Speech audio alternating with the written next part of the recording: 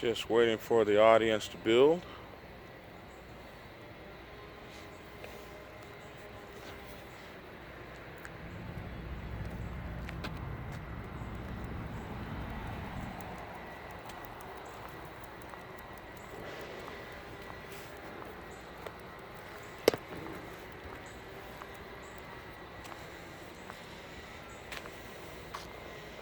Just waiting for the audience to build.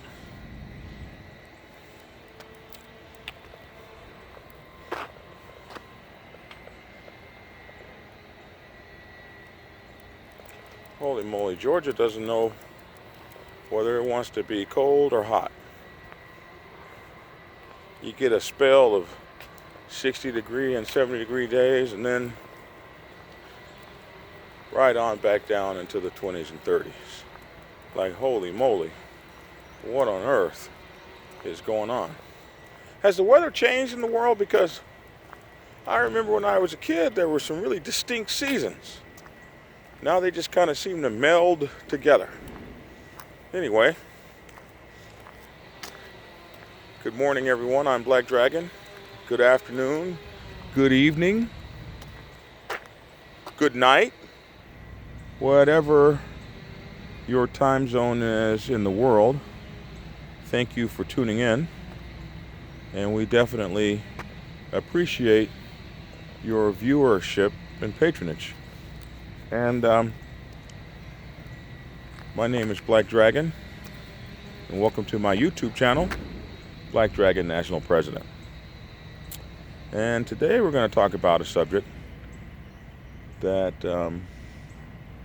kind of, sometimes I talk about things as I see them, and they kind of pop up. And I have this program called TubeBuddy, and TubeBuddy is a program that helps you manage your YouTube channel if you're doing things like I do on YouTube. So there's a place where it's called a topic planner, and you can write your topics there, and then each morning get up and look and see what you plan to talk about. So typically I normally have something. It's like a little journal. You can add stuff as you see fit, so you never are at a loss for something to talk about, especially when you're doing live YouTube videos. So I get my video ideas either from your IMs or private messages or emails, or when I talk to you guys face to face on Facebook, Instant Messenger, or Snapchat, or Instagram. That's where I get my talking points. And then sometimes from stuff I witness when other motorcycle clubs call me or something, or sometimes things from my own motorcycle club that I see and feel like I want to talk about. So keep the comments coming. Keep the IMs coming. Keep the instant messages and private messages coming. You guys are definitely an inspiration for me, from which I talk often. But also, sometimes I get video ideas from other YouTubers. Something they might say. So I just get ideas from all over the place. But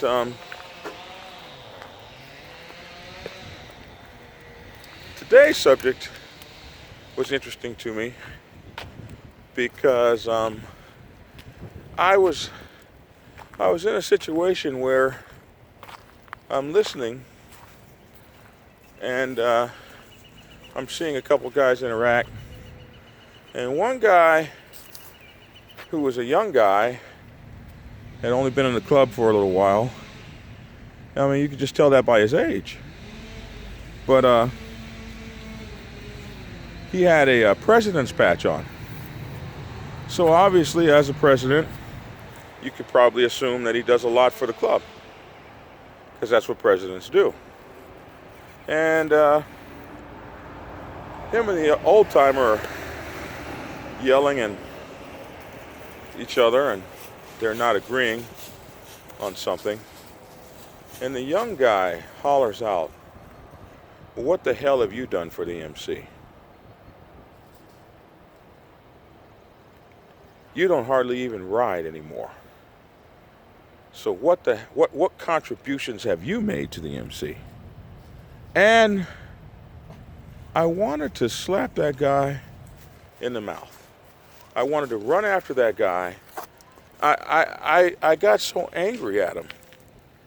And I believe that the reason that I got so angry is I've had that same thing happen to me.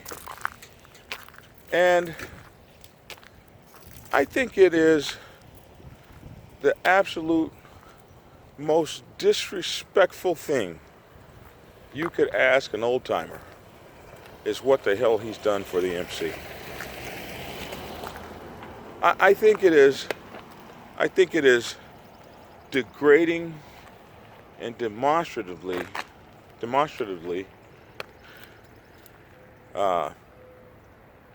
despicably disrespectful to talk to an OG in that fashion, especially an OG that may have been a president before or some kind of a national officer or just even a regular member, because you have no damned idea, nor could you ever know, what these guys have done to keep an organization alive, especially a 44-year-old organization like mine. You don't have the right to question those guys. They've probably forgotten more about motorcycle riding than you'll ever know. They probably faced down more bullies. They've probably been surrounded more times. As in the case with my motorcycle club, when I hear the stories of what the OGs had to do to get us started, how the club was approached by some of the baddest clubs of the day who said, "You will not start a Black Sabbath." And they said, "Oh, BS. I can remember when one of our great legends by the name of Sugar Man got on his motorcycle by himself. There was a rumor that one of the dominants wouldn't let us open. They had an issue with our patches.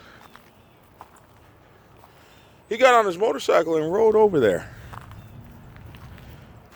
Walked into their clubhouse. Actually pulled up to the front doorsteps on his bike. Got off his bike, walked up to that president and said, "I heard you guys have an effing problem with our patches."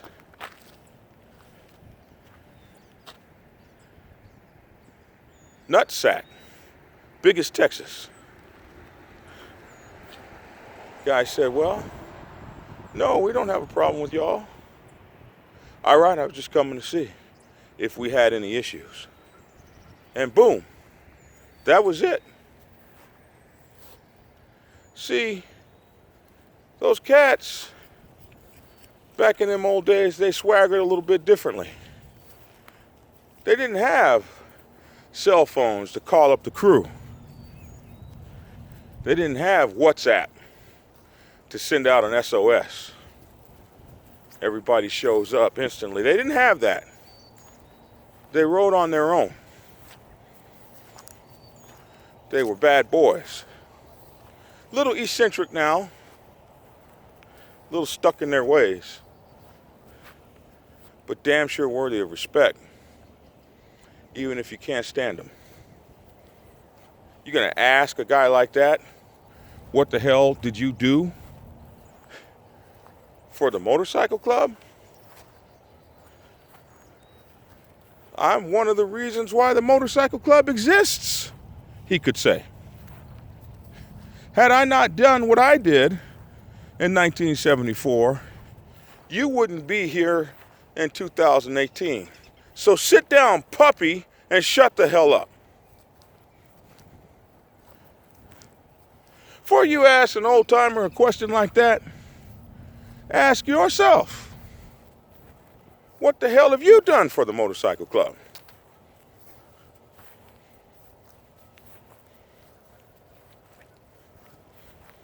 Remember, I had a guy ask me, the president asked me this, all the money you've made, what have you donated to the club? You can't ask somebody something like that if all you're doing is paying club dues.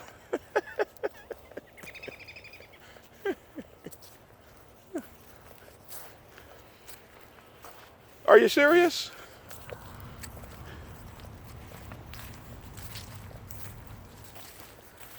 Some of you young folks just really blow me away with your self-aggrandizement. Is that a word? Self-aggrandizing.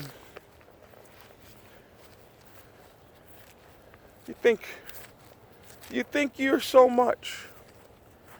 We know you think you're so much. How can you tell somebody what they think? We know you think they're so much because of the way you act, of the dumb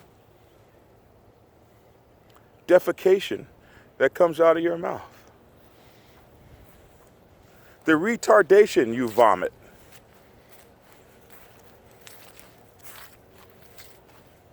A person that has extended himself for the MC, you'll probably never really know what he's given. Well, I say, ask what you've given. Put on a spreadsheet what you've given. Look at it and ask yourself, is it even nearly enough? You know, one thing about motorcycle club people that are ignorant is they discount things that you give, like time. Say, for instance, if you built a website for your motorcycle club, how much time did it take you to learn how to build websites? How much money did you spend to buy the computer? How much money did you spend to buy the software? How much money did you spend on getting lessons? How many man hours did you put? And how much money do you make an hour?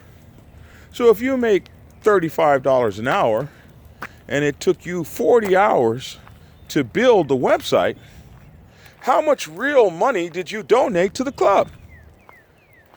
You got some idiot saying all you did was build a website. Hell, anybody could have done that. You didn't do it. Still ain't done it. Won't never do it. But you gonna talk about somebody. Discount. I'm here to tell you, time is money. If you spend your time cooking hot dogs for the MC, you've given the MC your hourly rate for free. They couldn't pay for it. If you're cooking fish for the MC and you make $26 an hour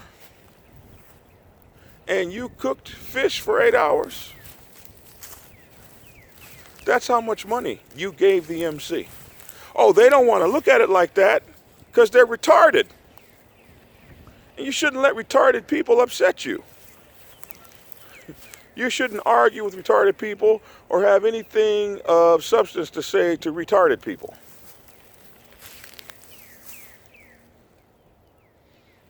They are retarded in their thinking, retarded in their education, retarded in their ability to appreciate.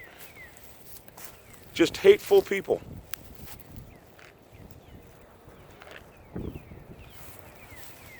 you donate a motorcycle to the MC, you have given the MC something of quality.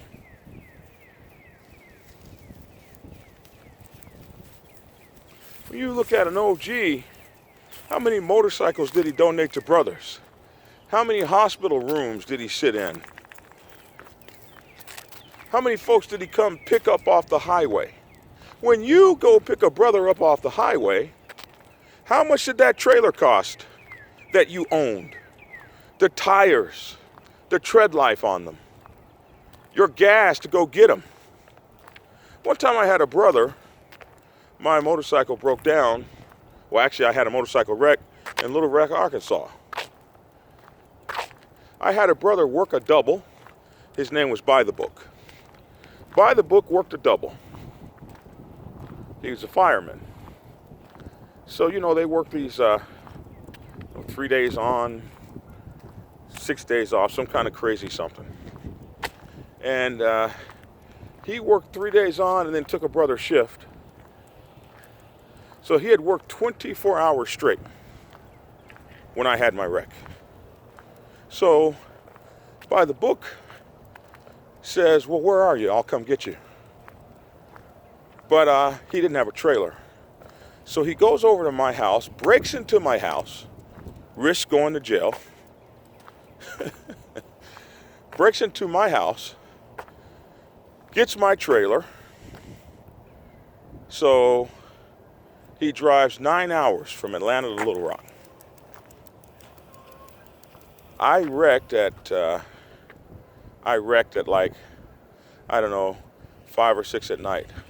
One of my brothers in the Little Rock chapter, he had a hotel room, an apartment, a little apartment that he kept.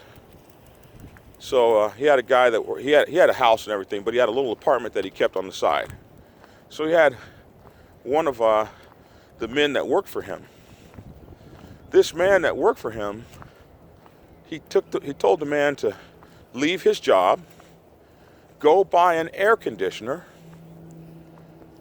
put the air conditioner in the apartment, and then he had him get these ducts, these like big huge duct things, and duct that air conditioning into the bedroom where I was. So you had all this duct work taped to the ceiling, and he had the air conditioning air blow on top of the bed that I was laying in, the bed he bought that afternoon, because there was no bed in there. The bed that he bought for me to lay on and just moan and groan. I was so bruised up and swollen from my wreck, but my brother wasn't going to have me stay in a hotel. And his house was really too far for me to get to comfortably because I was so hurt. So about 4 o'clock in the afternoon, I have this wreck. By 7 o'clock, I'm laid up in the bed. And by 12 the next afternoon, my brother By the Book, so that brother's name was Doc, my brother By the Book, he's pulled up with my brother named Old School, and they have driven all night long. But By the Book is the one that did all the driving. And so he worked a double, drove and come to get me. They put my motorcycle on the trailer, and then By the Book drove us back home, and then went back and worked a double. So he was up for 1, 2, 3, 4, 5 days with no sleep. Now imagine, and he paid, he wouldn't take a penny from me. None of my brothers would take a penny from me.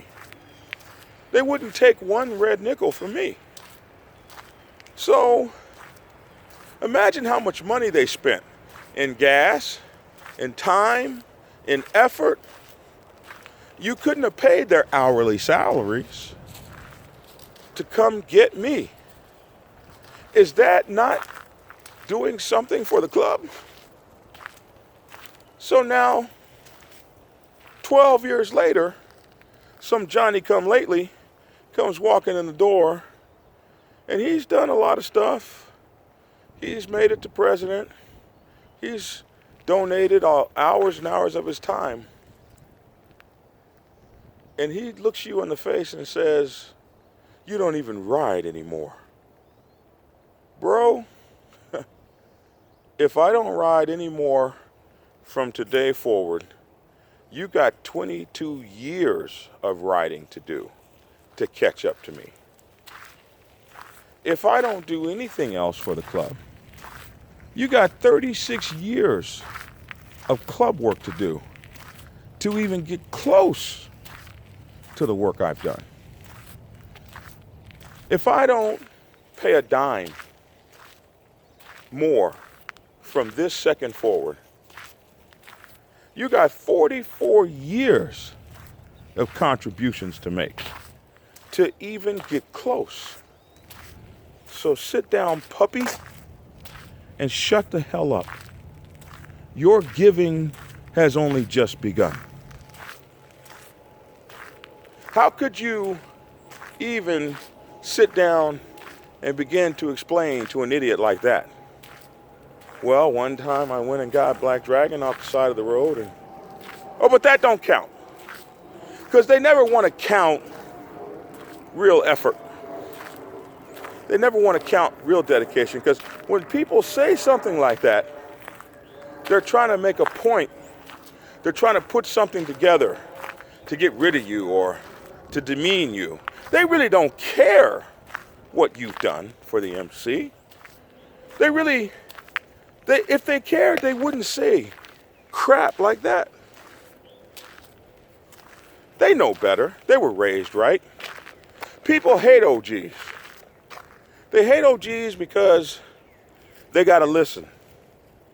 They hate OGs because OGs are, I had one guy tell me, you're used to having your way. You can't always have your way, Black Dragon. I'm here to see that you don't get your way ever again. Who? You? You, puppy? You little wet behind the ears guppy? You're gonna see that I'll never get my way again. You, the guy that was ready to quit the club. That guy. Really. You see, the reason I would never worry about a guy like that is that when they told me I would never be Black, you will never be Black Sabbath. I would never be Black Sabbath. And after the third year of prospecting, there was no prospects on the horizon for me to become a member. And I still didn't give up. But when you couldn't have things your way, you were ready to turn in your patch. And you're gonna stop me from getting my way.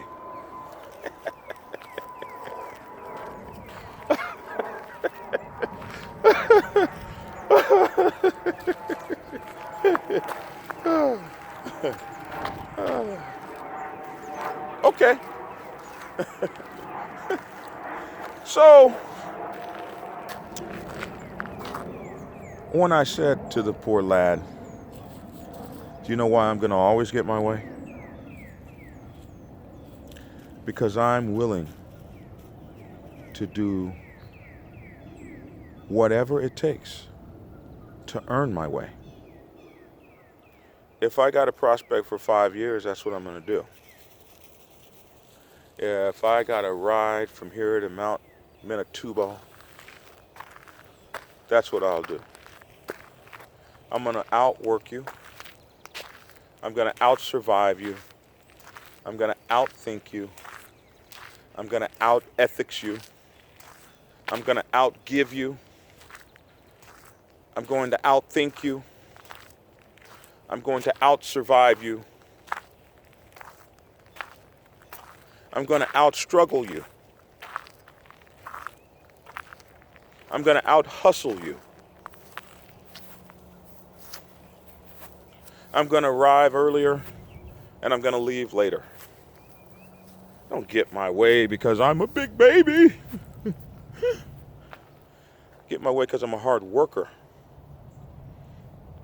And that's the great thing about being from my generation.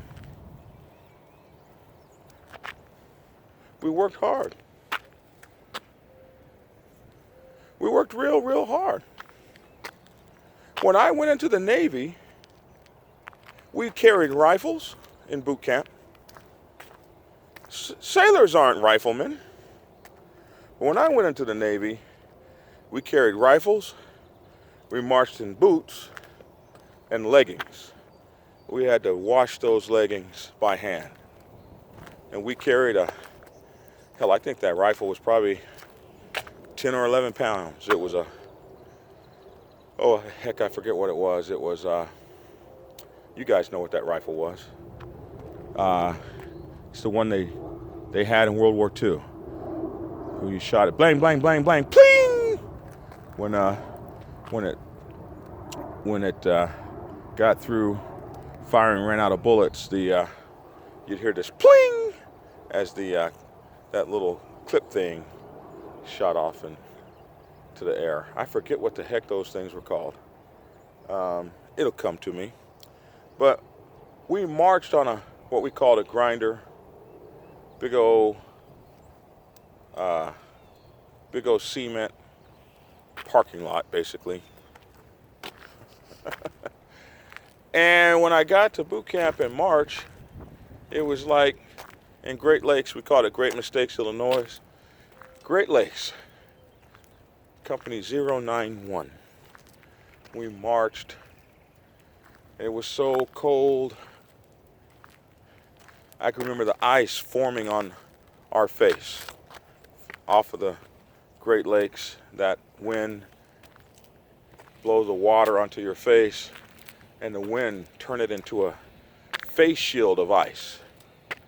And these fools got us out there marching in that. The Navy way! The Navy way! The Navy way! The Navy... I'm thinking to myself, whose way could this possibly be? This can't be anybody's way. The Navy's way, the Martians' way, the Jupiter people's way. This is... I'm gonna die. He had a boot camp company commander. Get your rear end in line, bunch. Catch up, hippie. Hippie, because I came to boot camp with an afro like 4 or 5 inches tall. I didn't have the afro anymore, but the name stuck. You see, when I was in boot camp, they could call you different names.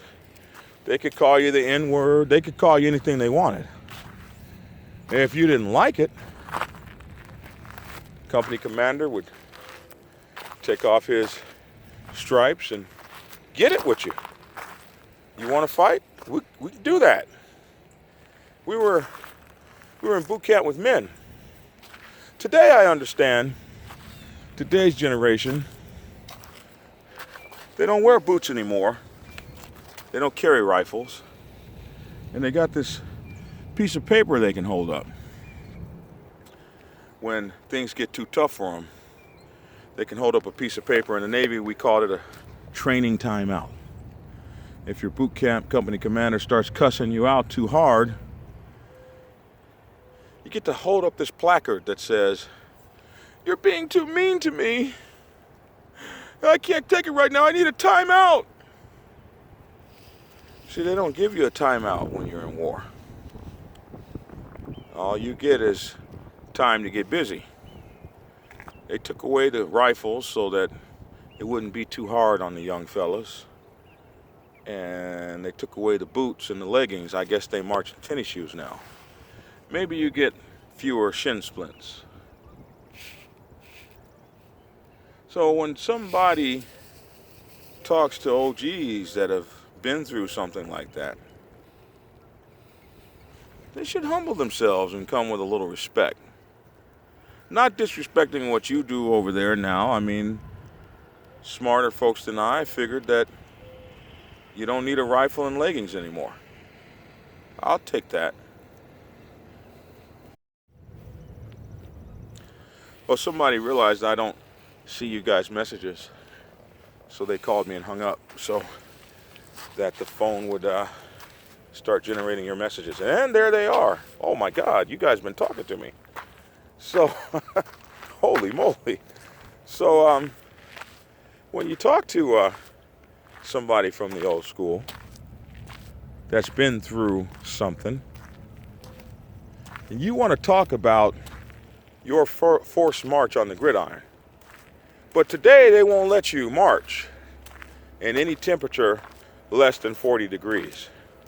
And when I did it, we were marching in 22-degree temperature with the wind blowing at 40 knots and our ears almost freezing off. And you want to talk to me about your march and how great you are, when I was carrying an ice-cold rifle that weighed 12 pounds and the steel almost froze my fingers to it, the metal. I respect what you've done.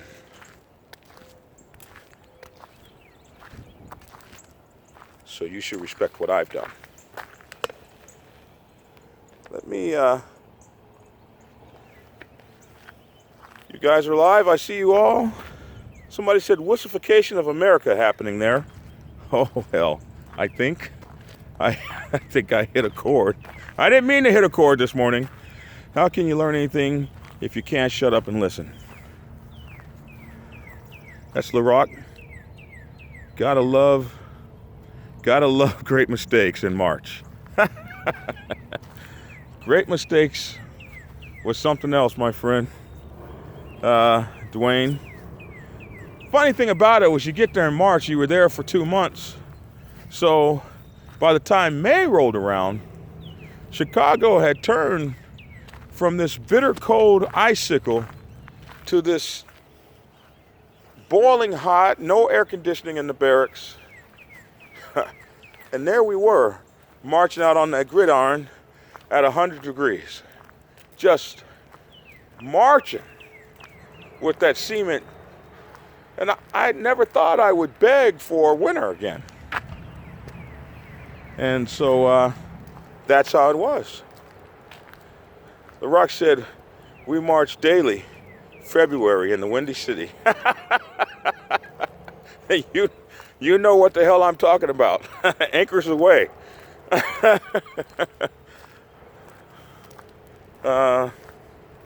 Somebody said, no cord hitman. I was talking about the training something. Hold on. About the training break card. The training break card. We called it the training timeout card in the Navy. Trading timeout. I still remember when I arrived there on March 17th, 1986. Yes, it was. Oh, yeah. Well, oh, buddy, you know what it was. You know what it was. Let's see. We must show respect to those that went before us, our time, for it is their wisdom and their courage that became our pride.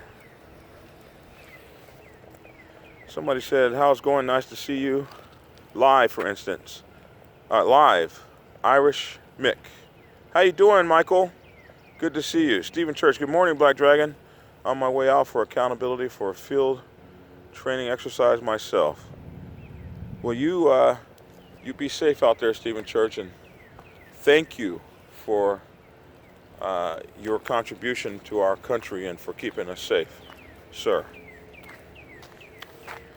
So, you know, guys, I just tell you, listening to some of these young folks, listen, I know you guys are working hard, but you have to understand, especially when you join a very old organization, if you love your MC, you have to know that decades of people before you loved that MC as much, if not more, than you did.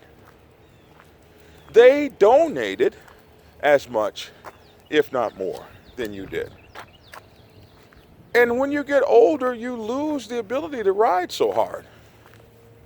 Well, I used to be able to, I remember the first time I rode cross country. When I got to where I was going, the first thing we did was went for a motorcycle ride. So I rode for 3 or 4 days to get across country. And then I rode the whole time I was there. And then I rode back cross country. And when I got back home, I rode again. Now when I ride across country, well, I need a day in the bed damn near to recover. That's just, it sucks.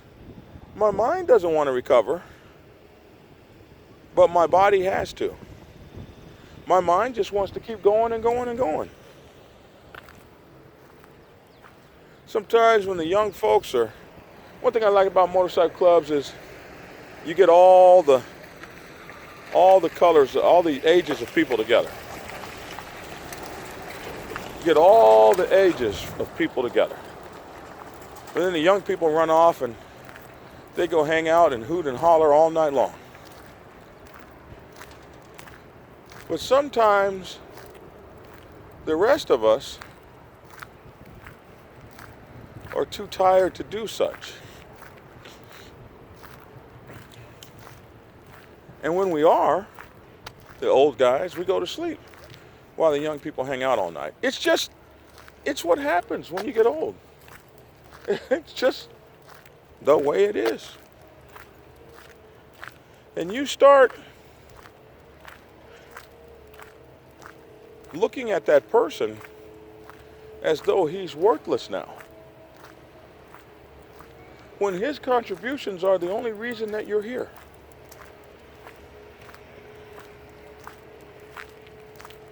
So you want him to sit down and shut up and go in a corner and be quiet. We're going to retire you now. You're not going to retire me till I'm ready to be retired.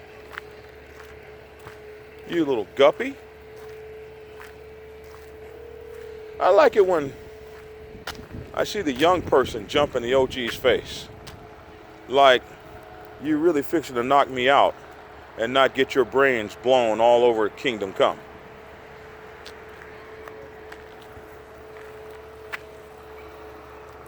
Sometimes older people screw up too. Sometimes we talk to people like we're still young. like we can still get down like that.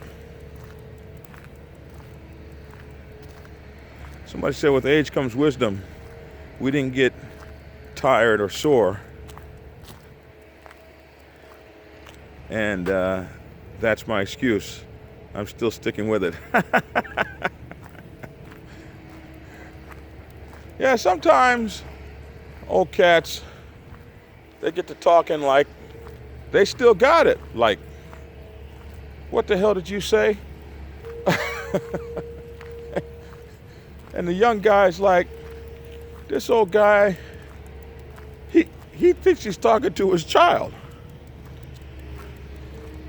Boy, old man, do you see these muscles bulging off my body? You got old muscles. Well, young folks, give old folks a pass. There was a time we could knock folks out with a backhand, too. Sometimes your mind doesn't realize your body ain't there no more. But just remember, if you're fortunate, you'll live that long too. And you'll want the people you trained to have that kind of respect for you. I would knock Black Dragon out. I would knock his ass out. But he did teach me how to ride in formation and taught me how to sleep under the stars. Taught me how to have a brotherhood. Taught me how to love my brothers. So I'm going to give him like his 10th pass. I'm just going to count to 10 because boy, Dragon is on that stuff again. Let me just go on ahead and leave the room because God knows I want to knock his ass completely out. But that's respect. My grandfather got to be a certain age. I could surely beat him down. I looked at all the sacrifices he made, and that was a no-go. But my Uncle JP, who used to beat my behind without mercy, now he sees me, he says, "Hello, cowboy." The pride he looks at me with. I could never say a cross word to him. It's respect. It's not hard. Well, it's hard for some of you. So, as I say, disrespecting the OGs, it's the highest form of self-hatred. They are where you come from, and you are who they'll one day be. Be safe, Chris. All right. That's it. Do I have questions? That's why the old guys want to fight the first thing in the morning when the young bucks are still hurting from the night before. Yeah, if you want to get a young buck these days, just get him in the morning. Many connections they have also from being around. Let's see. Haze gray and underway. Actually, it's fast attack black and never sell back. But that's the submarine world. So, listen, we got so many cool people on. Richard Wittes, Carlos Quinteria, La Rock Drifter, Wolves of Liberty over there in Spain. It's great to see you guys. Dwayne Isaacs, Harley Rider 666, CJ Sheffield, Ironhead. I see you're gone now. Good morning, Bell Gardens. Everybody, Booze Fighter 12-pack. Chris Bell. Last man standing. Just on and on. Rob, appreciate you. Michael Flynn, good to see you. So many great folks on. It's great to see you guys this morning. So listen, if this video helped you, you liked it, hit the like button. If you didn't like it, hit the dislike button. If you feel that there's somebody that could benefit from this video, please share it. And if you haven't, subscribe to the channel. The subscription numbers help the channel. And hit the notification bell if you subscribe. The notification bell will let you know whenever I put up a new video or whenever I'm live. Also, if you haven't had a chance, go to Amazon, check out my books. Prospects Bible, How to Prospect for a Traditional Motorcycle Club. Prospects Bible for Women. Public Relations Officer's Bible, How to Manage the Motorcycle Club's Publics. Public relations management is very important in a motorcycle club because we have the media and the press and law enforcement just working all day long to destroy our image. So we need to know public relations as it is important to know how to deal with media, social media, news agencies, law enforcement, and on and on. Public Relations Officer's Bible and the Sergeant at Arms Bible, the Soldier Sergeant of the Motorcycle Club.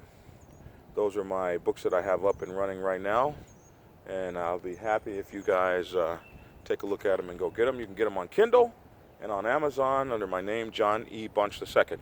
All right, now if you want to get a hold of me, you can go to my page on Facebook, Black Dragon Biker, and like that page, and then you can send me messages from there and all that sort of thing.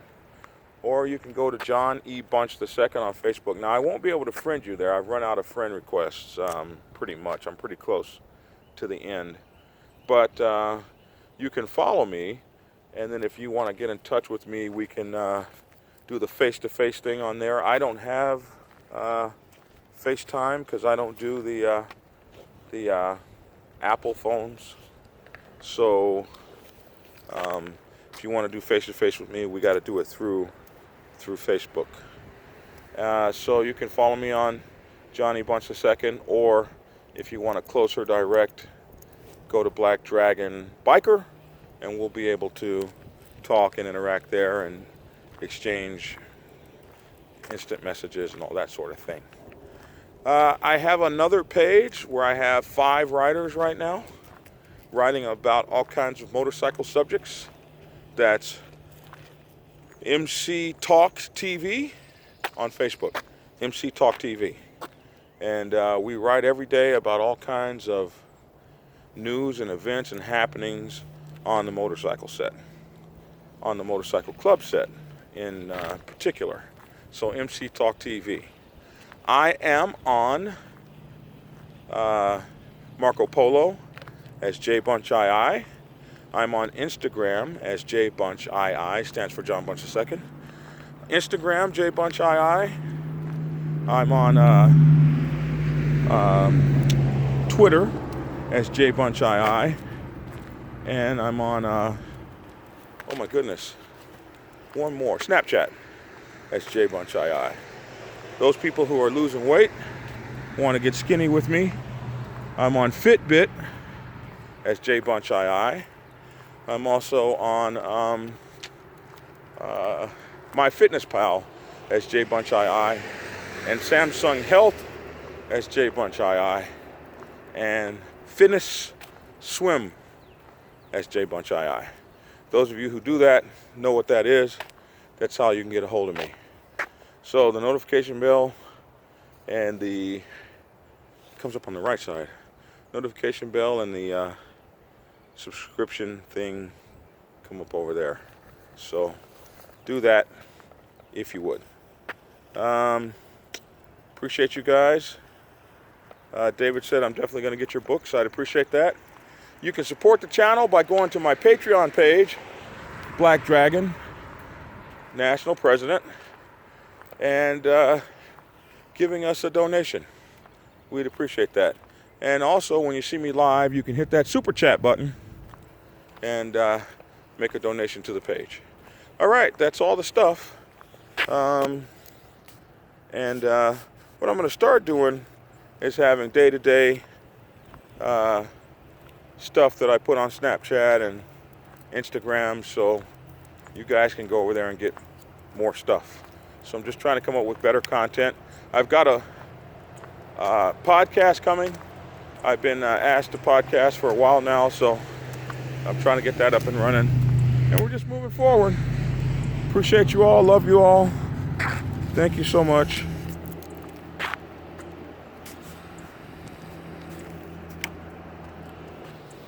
Gotta get off the road here, dog.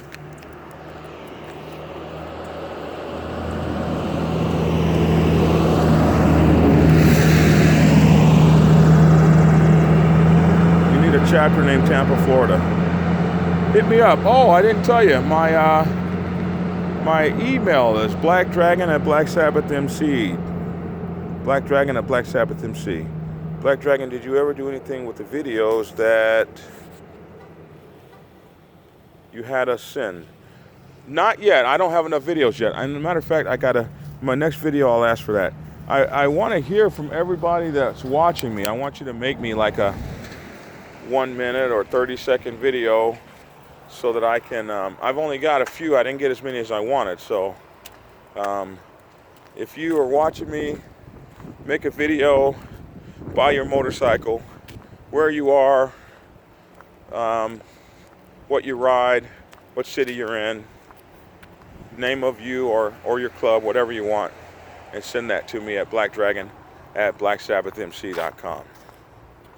How is Braveheart? Huh. Bad as hell. But he's doing fine. Love you guys all. Be good and get skinny.